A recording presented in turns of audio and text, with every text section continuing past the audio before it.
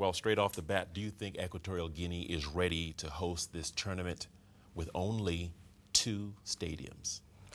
There must have been something that CAF and Issa Hayatou in particular would have seen that probably gave them enough confidence to choose Equatorial Guinea.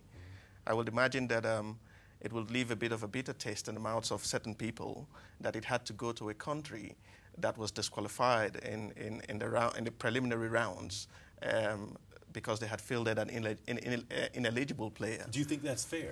Well, I don't think it is, and I'm a bit surprised that Equatorial Guinea, had been chosen.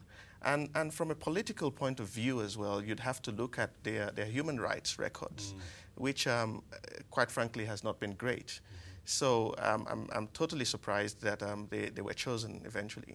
All right. Now, do you think it's a wise move by CAF to stick to the very same dates for the tournament?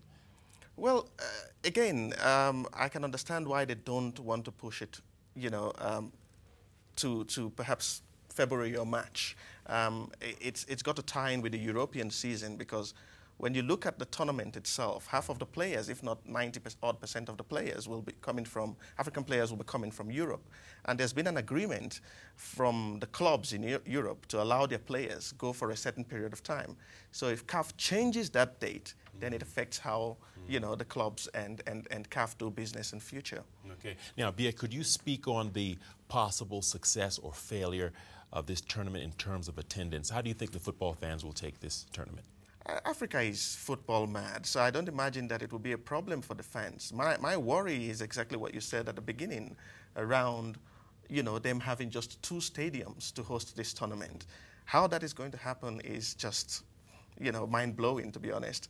The last time they held this tournament, it was they held it with Gabon, and Gabon had 2 stadiums, and they had 2 stadiums, so it was easy that way. How it's going to happen is something that I'm looking forward to seeing, actually. Okay, I'm also interested in seeing. Abiye, thank you for your insight and analysis. That was footballing blogger Abiye Opuamah joining us in studio.